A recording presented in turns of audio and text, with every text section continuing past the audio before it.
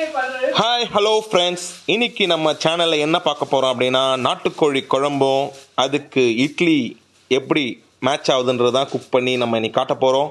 அதுக்கு பார்த்தீங்கன்னா நம்ம மிளகு, பட்டை, லவங்கம், ஏலக்காய், இஞ்சி, பூண்டு, சின்ன வெங்காயம், தக்காளி, சோம்பு, சீரகம் எல்லா ஸ்பைசஸும் நம்ம எடுத்துட்டோம். இப்போ அடுத்து பார்த்தீங்கன்னா நம்ம மசாலா தயாரிக்கணும். அதுக்கு பேனை பற்ற வச்சுட்டு கொஞ்சமாக தேங்காய் எண்ணெய் விட்டுட்டு நம்ம தேங்காய் எண்ணெயை ஊற்றிக்கலாம். அதில் பார்த்தீங்கன்னா பெப்பர், என் ஒய்ஃப் பார்த்தீங்கன்னா நான் வாய்ஸ் கொடுக்கறத கலாய்க்கிறாங்க. பெப்பர் போட்டுக்கலாம், சீரகம் போட்டுக்கலாம், சோம்பு போட்டுக்கலாம், பட்டை, லவங்கம், ஏலக்காய் போட்டுக்கலாம். அடுத்தது பூண்டு, அதுக்கப்புறம் கொஞ்சம் இஞ்சி, அப்புறம் கொஞ்சம் கருவேப்பிலை. இது எல்லாத்தையும் போட்டு நம்ம லைட்டாக ஸ்லோ ஃப்ளேமில் வதக்கிக்கலாம். லோ ஃப்ளேமில் வச்சு வதக்குன்னு வதக்கிக்கலாம். அதுக்கப்புறமா அந்த கொஞ்சமாக அது வதங்கின அந்த மசாலாவை எடுத்து நம்ம என்ன பண்ண போகிறோம், ஒரு சின்ன கிண்ணத்தில் போட்டு ட்ரான்ஸ்ஃபர் பண்ணிவிட்டு கூல் ஆகணும். அந்த சூடெல்லாம் கம்மியாகணும். ஏன்னா இப்போ நம்ம அதை அரைக்க போகிறோம் மிக்சியில். சூட்டோடு மிக்சியில் அரைச்சின்னா அது பிளாஸ்ட் ஆகிடும். அதனால் அந்த கூலிங் ஆறுறதுக்காக கொஞ்சம் வச்சுட்டு மிக்சியில் அரைச்சி மசாலாவை தனியாக எடுத்துடலாம்.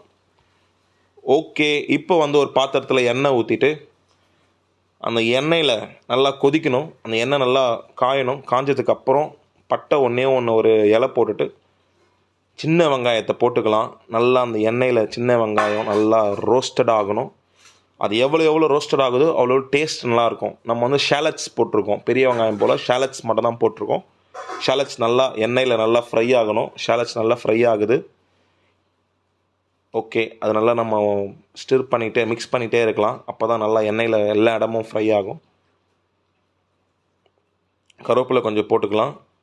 கருவேப்பிலையும் போட்டு நல்லா நம்ம ஃப்ரை பண்ணிக்கலாம். ஃப்ரை பண்ணிவிட்டு அதுக்கப்புறமா நம்ம கட் பண்ணி கழுவி தக்காளி வச்சுருக்கோம். தக்காளி என்ன பண்ணலாம், ஆட் பண்ணி ஒரு கப் தக்காளி ஆட் பண்ணிவிட்டு கொஞ்சமாக உப்பு ஆட் பண்ணிவிட்டு, உப்பு ஆட் பண்ணால் தான் அந்த தக்காளி சீக்கிரமாக குக் ஆகும். ஓகேங்களா, அதை நல்லா மிக்ஸ் பண்ணிவிட்டு எண்ணெயில் நல்லா மிக்ஸ் பண்ணி விட்டுட்டு இப்போ நம்ம என்ன பண்ண போகிறோம், இப்போ அந்த தக்காளி வெங்காயம் இதை நம்ம கொஞ்சம் மூடி வச்சிடலாம். மூடி வச்சோன்னா அந்த ஃப்ளேம்லேயே அந்த அனல்லே பார்த்திங்கன்னா அந்த தக்காளி வெங்காயம் நல்லா மேஷப் ஆகிடும், நல்லா குக் ஆகிடும்.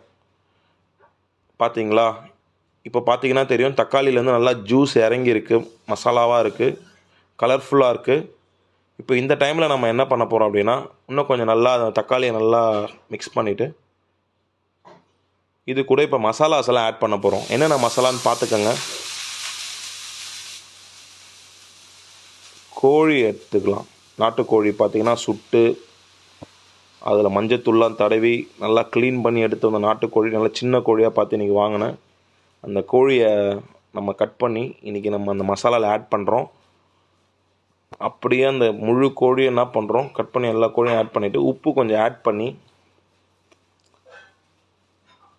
அதுக்கப்புறமா கொஞ்சமாக மஞ்சத்தூள் எடுத்துடலாம்.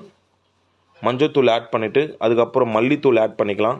மல்லித்தூளுக்கு அப்புறம் கொஞ்சம் அந்த காஷ்மீரி மிளகாத்தூள் போட்டு கலர்ஃபுல்லுக்காக குழம்பு மிளகாத்தூள் போட்டு கொஞ்சமாக எண்ணெய் விட்டு இப்போ என்ன பண்ணுறோம், அப்படியே கொஞ்சம் கொஞ்சமாக அந்த மசாலாவை மிக்ஸ் பண்ணுறோம்.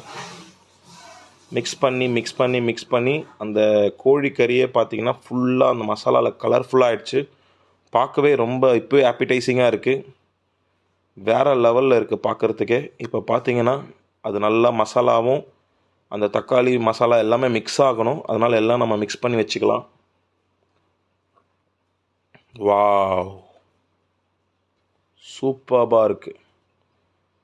இந்த டைமில் பார்த்தீங்கன்னா நல்லா அந்த தண்ணியில் கொதிக்குது, அந்த அனலில் கொதிச்சு அதுலேருந்து கறியிலேருந்து தண்ணி வடிய ஆரம்பிக்குது. இப்போ இந்த டைமில் நம்ம என்ன பண்ணுறோன்னா நம்ம அரைச்சி வச்சோம் பார்த்தீங்களா ஸ்டார்டிங்கில் மசாலா, அந்த மசாலாவை இப்போ ஆட் பண்ணிடலாம். மிளகு சீரக மசாலாவை ஆட் பண்ணிவிட்டு அதுதான் மெயினான இன்க்ரீடியண்ட்டே அந்த மசாலா தான். அதனால் நீங்கள் அந்த மசாலாவை மிஸ் பண்ணிட்டீங்கன்னா ஸ்டார்டிங்கில் வீடியோவில் போய் பாருங்கள் அது எப்படி நம்ம பண்ணியிருக்கோன்ட்டு. நாட்டுக்கோழி குழம்புக்கு அது வேறு லெவலில் டேஸ்ட்டு கொடுக்கும். அது அந்த மசாலா ஹோம்மேட் மசாலா, அது நம்ம வீட்டிலே தயாரிக்கிற மசாலா, எங்களோட ஓன் ப்ரிப்பரேஷன் தான். அதை ட்ரை பண்ணி பாருங்கள்.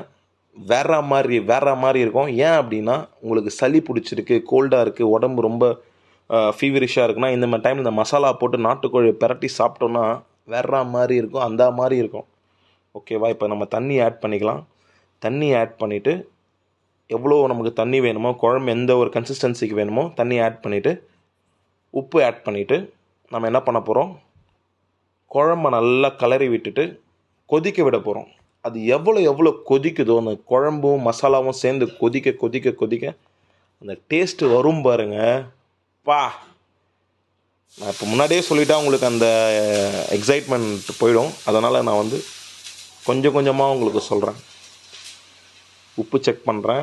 உப்பு வந்து கொஞ்சம் கம்மியாக இருக்குது, அதனால் நான் உப்பு ஆட் பண்ணிக்கலாம். உப்பு ஆட் பண்ணிட்டோம்.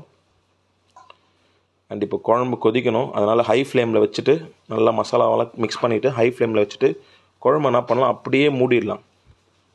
அவனை டிஸ்டர்பே பண்ணக்கூடாது. அப்படியே மூடி வச்சிட்டோம் அப்படின்னா அடுத்து நம்ம இட்லி அந்த செக்மெண்ட்டுக்கு போயிடலாம். இட்லி பார்த்திங்கன்னா ஊற்றி வச்சுட்டோம், கொதிச்சிட்ருக்கு.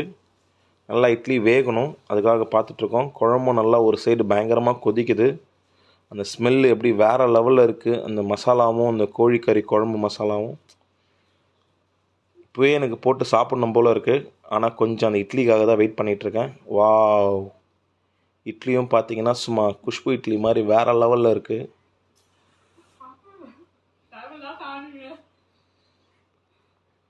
வாவ், ஃபைனலி அந்த வெள்ளைத்தட்டில் 4 இட்லியை வச்சு அந்த நல்ல நாட்டுக்கோழி குழம்ப மசாலா நாட்டுக்கோழி குழம்ப அப்படி ஊற்றி வேறு லெவலுங்க. கலர்ஃபுல்லாக இருக்குங்க.